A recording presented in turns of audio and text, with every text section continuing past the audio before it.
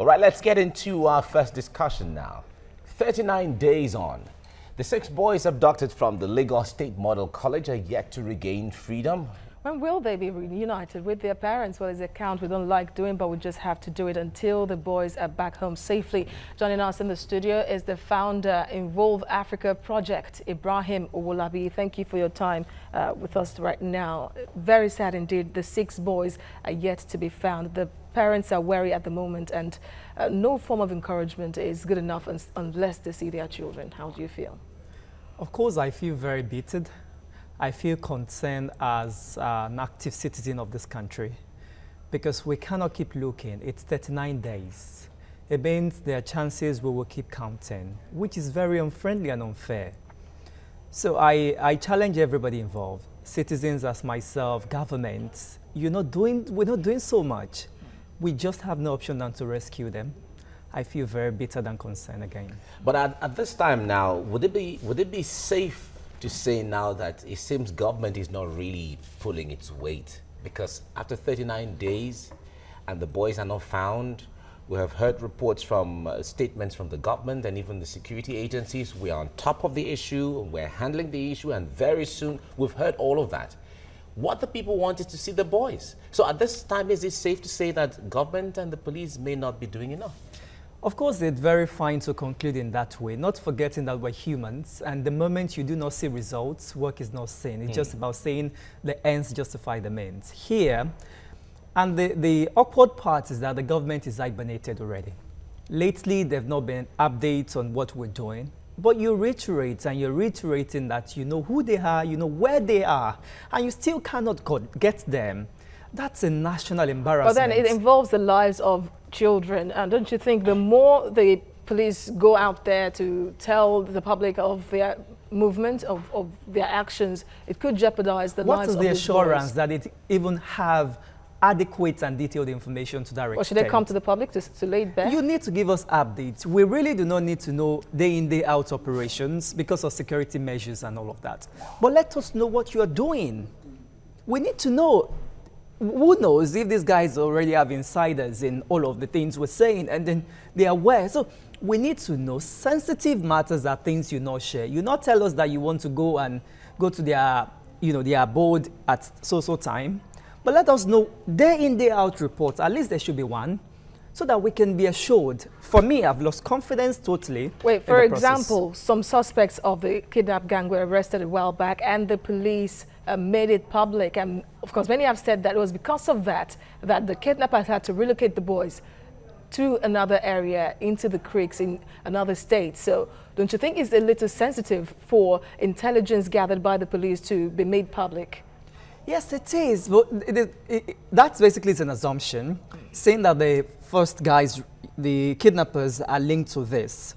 It's a total assumption. So they still do not know, but they're just guessing and making it work. Intelligence.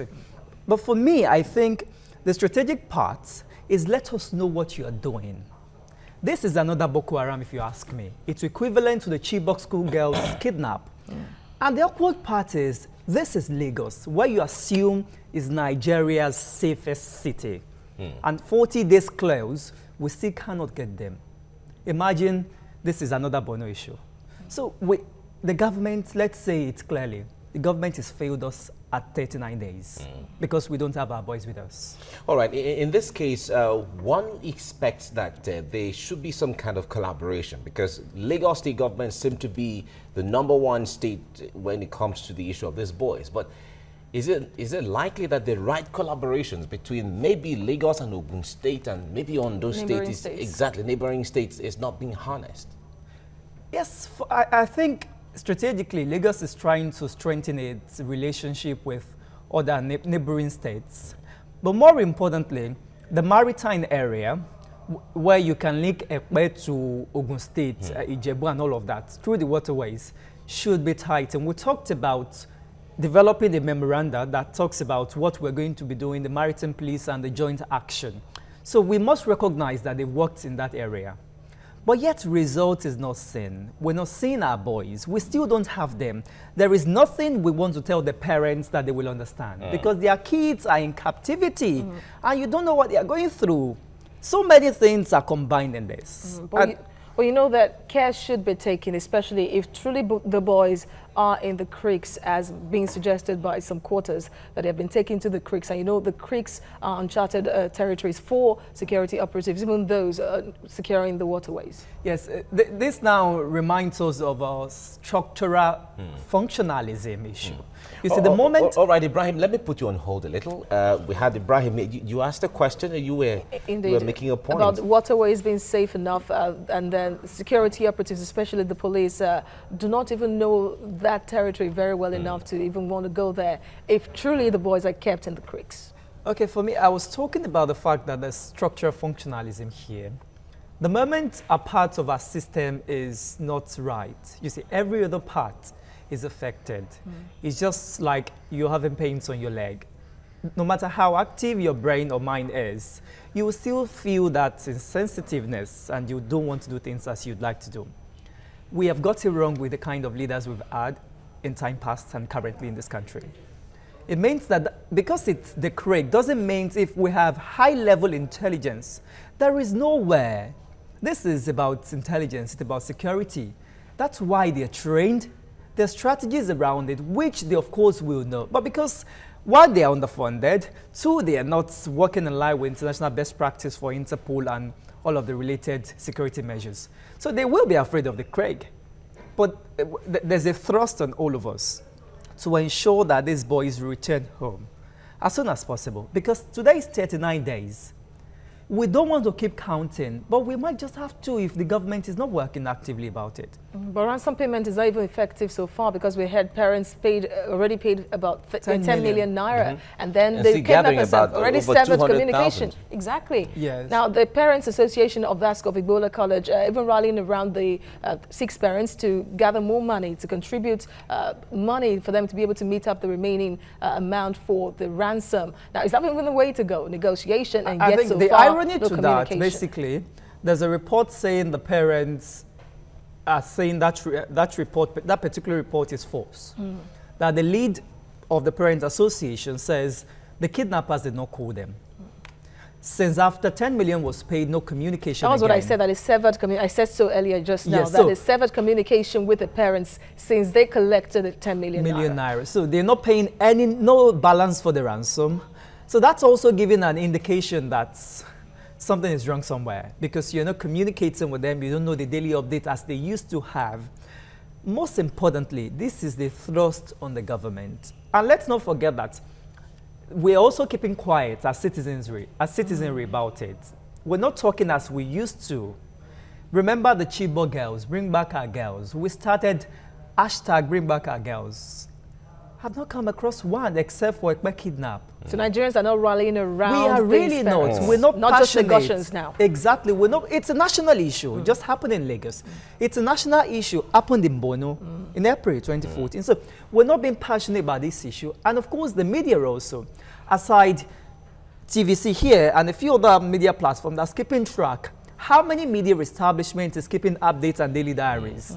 So we should not forget that it's a national issue. It's a threat to all of us. And lives are involved. All right. Exactly. When it comes to the role of the people themselves, because one way or the other, these boys may not be hanging on a tree in the forest somewhere. They should be somewhere in the neighborhood. Now, the people not coming out to be either vigilant enough in their neighborhood, or they know but they can't tell the security agencies what's going on. That from that window, how involved would you say the people, the role of the people, they failed in the role of trying to report anything they see in their neighborhood? Okay, I think that links to the fact that security is everybody's business. We must be passionately and nationally concerned, if possible, to ensure that lives and everything around and within us is safe. Yeah. There's a challenge that lies in us as citizens, because even when we know people that are committing crimes, we tend to cover them. At least Evans was living with some people. These Bado guys in Ikorodu, some people know their whereabouts. So there's an issue with commitment to nationalism and patriotism as Nigerians. We're not seeing the Nigerian success as our private businesses. So until we see it, then we tend to be concerned. we sure, as you said, they're not hanging on the tree, of course. So some people, they have neighbors. Not also forgetting that there is a break in the usual communication that subsists within the society.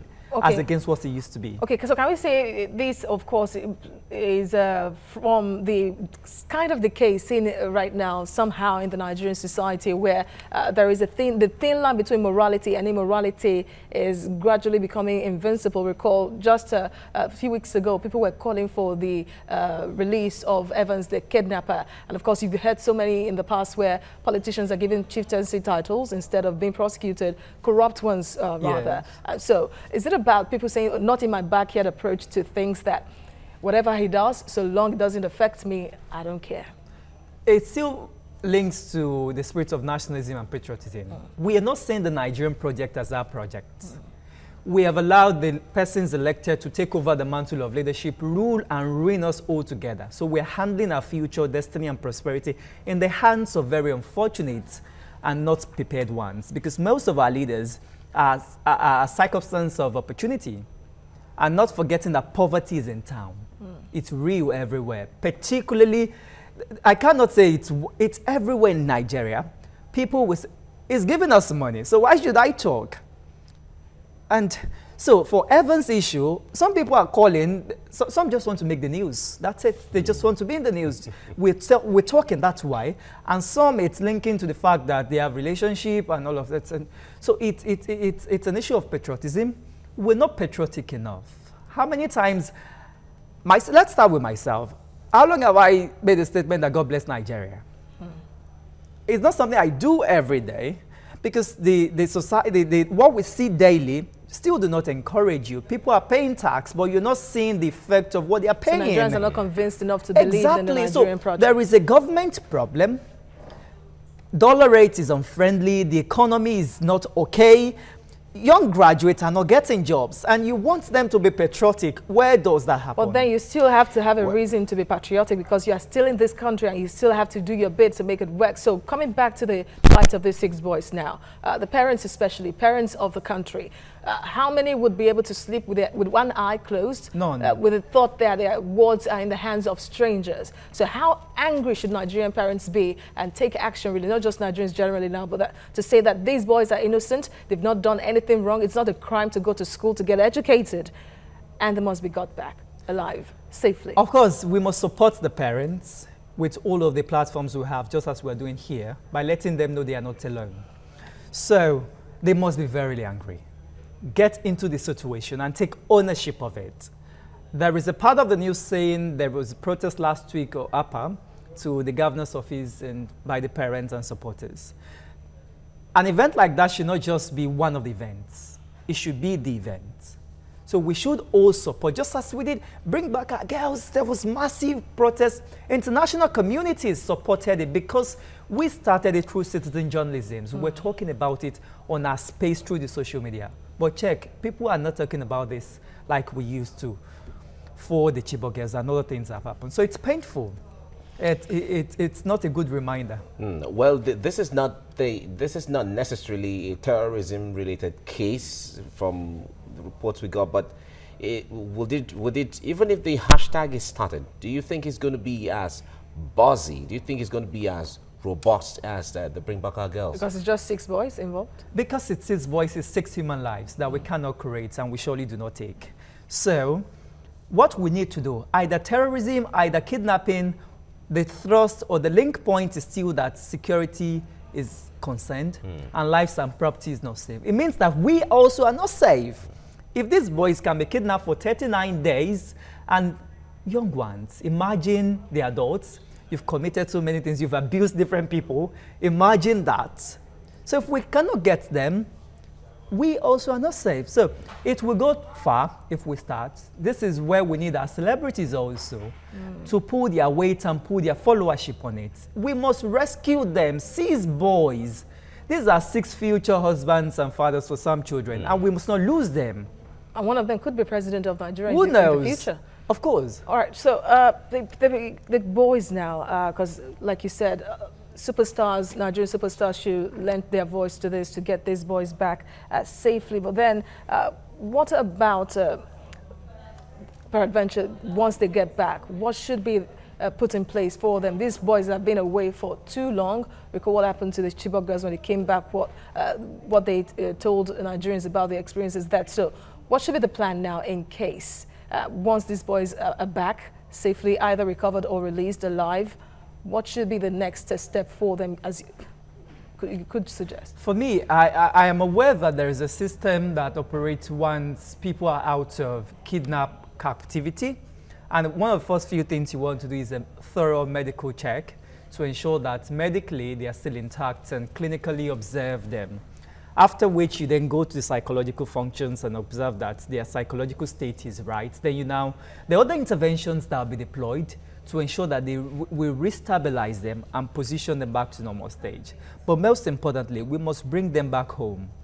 It's not an option. We are hopeful. That's why I had to ask that question. Yes. Hope alone might not sustain it. We must work but hope in this case is very, very important. It's key, because that's what keeps you alive to even look forward to something you have to fight for in the first place. But let's look at the issue of budgetary allocation to security every year. Every year we see budget in some states is usually #1. Apart from just the last year and all of that, that other sectors took #1 priority. Otherwise, budget in security is usually, defense is usually #1. Has there been, would you say, has there been justification enough for the budgetary allocation to security, even in states, if we have this kind of situation and we can't handle it for 39 days counting? Yes, I think to start with, budgetary allocation on the high side is a non-negotiable process. It's something we can't negotiate. It's a must. We must always increase it because security is next to none. It's #1. So here, is it justified? No. Link back to $2 billion linking Dasuki and the arms deal. It indicates that year in, year out, despite the increase in budgetary allocation for security, it's been mismanaged, underutilized, or size fund. So we are allocating in terms of paper and releasing the money. But those at the back end, are they really utilizing it for what it's for? This is where a case of patriotism and nationalism also comes in again. Are they concerned about the lives of Nigerians? So we cannot justify it now. If you cannot rescue them, irrespective of the millions or billions in Naira that we've allocated, the ends still justify the means. The means, indeed. And only if the boys get back safely that it will really count. Exactly. Ibrahim Awolabi and the founder of Involve Africa Project, thank you very much for coming on the program. Thank you so much. Thank you so much. And I very hope that we'll bring them back home. Amen. And be able to discuss. We look forward to that, and we hope not to count again. Very. Hopefully. Thank you, Ibrahim. Thanks.